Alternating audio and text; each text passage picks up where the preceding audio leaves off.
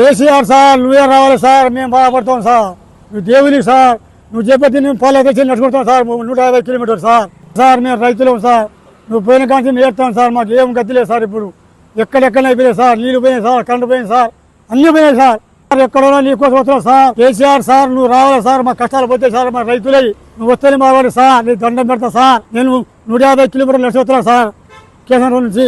జై స్వరాజ్య టీవీ వారు మేము సూర్యాపేట నుంచి సైకిల్ యాత్రలో వరంగల్కి చేరుకుంటా ఉన్నాం. వారు వచ్చి మమ్మల్ని కలుసుకోవడం జరిగింది. తెలుసుకొని సభకు ఎందుకు వెళ్తున్నామని చెప్పి వారు అడగడం జరిగింది. అయితే ఈ సైకిల్ యాత్ర చేయడానికి గల ముఖ్య కారణం, ఆనాడు ఉద్యమ సమయంలో కేసీఆర్ గారు సైకిల్ మీదుగా తెలంగాణ వ్యాప్తంగా తిరిగారు.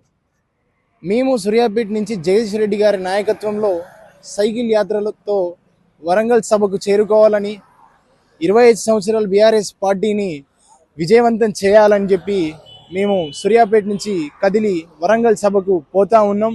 జై తెలంగాణ, జై కేసీఆర్, జై జగదీష్ అన్న. జై స్వరాజ్ టీవీకి ప్రత్యేక అభినందనలు మరియు కృతజ్ఞతలు తెలియజేసుకుంటున్నాం. నా పేరు మంద కమలాకర్. మేము సూర్యాపేట నుంచి జగదీష్ అన్న ఆధ్వర్యం, మా సూర్యాపేట ఎమ్మెల్యే మాజీ మంత్రివర్యులు గుండకల్ల జగదీష్ రెడ్డి గారి ఆధ్వర్యంలో మేము సైకిల్ యాత్ర, మన కేసీఆర్ సభకి సైకిల్ యాత్రతోటి ప్రారంభమైనాం. గత 3 రోజుల క్రితం మేము ప్రారంభమైనాం. కేసీఆర్ గారు మీ ఇష్టంతో మేము జగదీష్ అన్న సలహా సూచనల మేరకు ఎండకి ఇబ్బంది పడుకుంటూ మేము ఆ ఇష్టం, ప్రేమతోటి, అనురాగాలతోటి ఇక్కడ దాకా రావాల్సిన ఖచ్చితంగా మేము సభ దగ్గరలో ఉన్నాం ప్రజెంట్గా.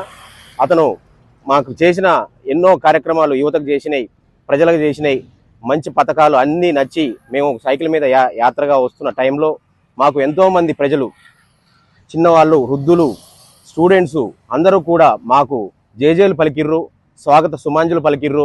అదేవిధంగా మాకు ఎంతోమంది వాటర్ బాటిల్స్ ఇవన్నీ మాకు అందజేసి మేము కూడా యాత్రకు వస్తాం మీతో పాటు అని చెప్పేసి అన్నారు. అదేవిధంగా సభ దాకా వచ్చి ఆ కేసీఆర్ గారి మాటలు విని మేము కేసీఆర్ని ఈసారి ఖచ్చితంగా గెలిపించుకుంటాం, కేసీఆర్ గవర్నమెంట్ని ఖచ్చితంగా తీసుకొస్తామని చెప్పేసి మాకు నవ్వుతూ అందరూ సాగనంపారు.